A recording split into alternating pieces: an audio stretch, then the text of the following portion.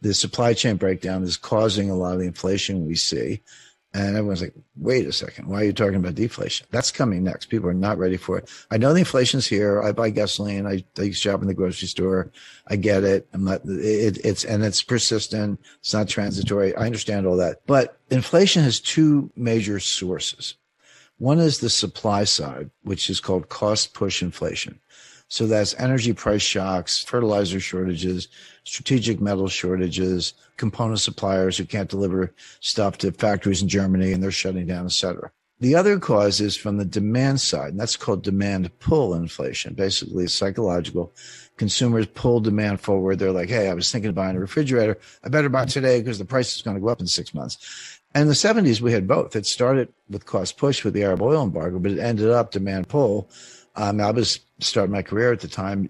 Your boss would just give you a raise. You didn't even have to ask. Inflation was going up so fast. Like, I better get this guy a raise. Like, here's another, $30,000 or whatever, because people would quit, and that sort of spun out of control until Volcker squashed it all. Right now, we do not have demand pull inflation. We do have cost push inflation. The difference is hugely important because cost push inflation from the supply side, it's real, prices go up, but it's self-negating. The old saying that, the cure for higher oil prices is higher oil prices, because when they get too high, people stop driving. They shut down various activities. By the way, if you're unemployed, you're not buying any gasoline because you're not going anywhere. I mean, that's kind of a nasty way of putting it, but that's how the cost push inflation tips into a recession and then prices come down. And we saw that in 1974.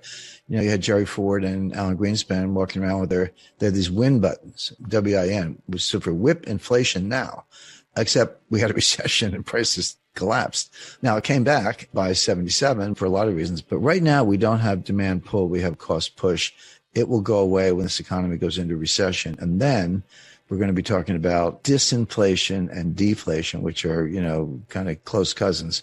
And the Fed's going to be out on a limb as usual, raising rates in the face of a recession and a price collapse. I don't know what the recession is the cure for. It's coming. I mean, the recession is coming. And Jay Powell said this. I mean, Jay Powell gave two speeches, August 26th, Jackson Hole, and September 21st at the press conference after the FOMC meeting that day. And the September 21st speech was almost like, well, just in case you weren't listening to me in Jackson Hole, let me tell you again what's happening.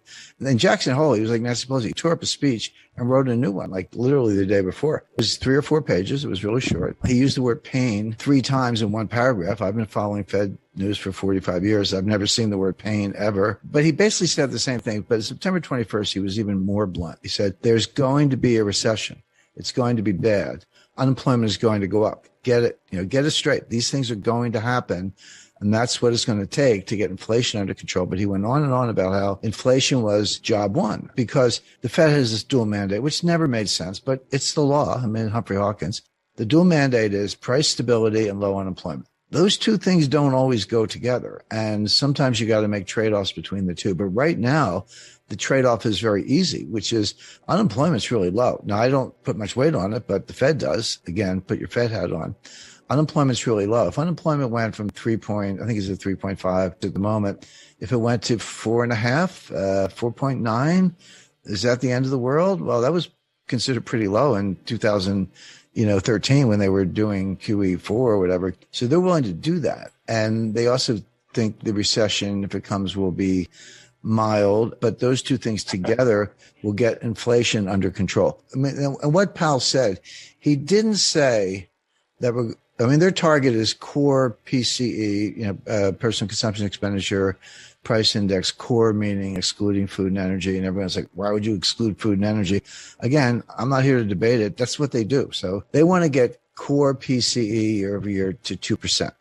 It just came in at about 4.7, give or take. It just went up. I mean, it's not going down, but they're trying to get it down. Now, Powell did not say we're going to raise rates until core PC is 2%. He didn't say that. What he said was we're going to raise rates until it's acting in a restrictive way on inflation, and inflation will come down on its own because rates will be high enough to cause that, at which point we, the Fed, will pause. And you say, well, when are you going to cut rates? He was like, the pause could be a year. So you're talking 20, forget this Fed pivot nonsense. I mean, you're talking 2024, if then, before they cut rates. But in the meantime, so they've got to get rates high enough. So they're going to go, who knows, we'll know closer to the date. Some talk about 50, but it doesn't matter. I mean, it's going up, probably going to go up. You know, I have the calendar for 2023. There's a meeting in March, I think March 22nd. They're going to get rates up to five-ish. It's like I remember in Vietnam, the old saying, you know, we had to destroy the village to save it. We have to destroy the economy to save it. This is the latest in a long string of Fed blunders since 1913. Seems to be their specialty, but that's what they're doing. And then beyond all that is there's a brewing global liquidity crisis, a global financial crisis that's different from a recession. It's financial panics and recessions are two different things. They can come separately. In 1998, we had a financial panic, but there was no recession. In 1990, we had a recession, but there was no financial panic. In 2008, we had both. They can come together. It looks like they might be coming together again. This is revealed in inverted yield curves. Major dealers are bidding at auction for treasury bills. The Fed will give you treasury bills with a phone call. All you have to do is call the Fed and do a reverse repo with the Fed. They'll give you some treasury bills. But the banks are bidding at auction for treasury bills that yields maturity lower than what the Fed will give you for a phone call. Why would you do that? The answer is the Fed bills cannot be rehypothecated. They cannot be used as collateral, but the auction bills can. So what that tells you is there's a collateral shortage. That means deleveraging balance sheets. It means financial distress. And we also see it not just in the treasury yield curve, which is inverted from right now 6 months to 10 years, but also the euro-dollar futures curve, which is even more troubling. It's not unprecedented, but it is rare, and it's not a good sign. But the Fed continues, raising rates in the teeth of this really bad data. So I look for a severe recession in the U.S., really global, because tells the global outlook is pretty bad. And then on top of that, possibly a global financial liquidity crisis worse than 2008. They could at least pause now, or maybe even cut rates. If everything I said is correct, and obviously I think it is, or I wouldn't be saying it, but if we're on the verge of a global liquidity crisis, as revealed by the euro-dollar futures curve and the treasury yield curve and, negative swap spreads and treasury bill auctions with the yield of maturity below what the Fed will give you for a phone call. I mean, all those things are happening. That's hard data. And it's a very, very troubling sign, last seen in 2008, by the way, before the Lehman Brothers meltdown. If all that's happening, and the fundamental signs are also weak, which we saw in third quarter GDP, which is based on net exports, which won't last. How are you going to drive a trade surplus with the strongest dollar in 20 years? Good luck with that. I mean, nobody can afford our stuff, and we're not buying anybody else's stuff. So with the economy going into a recession on its own, with a global liquidity crisis brewing, why on earth is the Fed raising rates at all?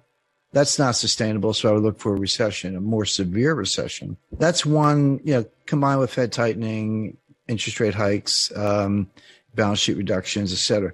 That's one whole vector. And I wouldn't put any weight on a low unemployment rate. It ignores labor force participation rate, which is awful.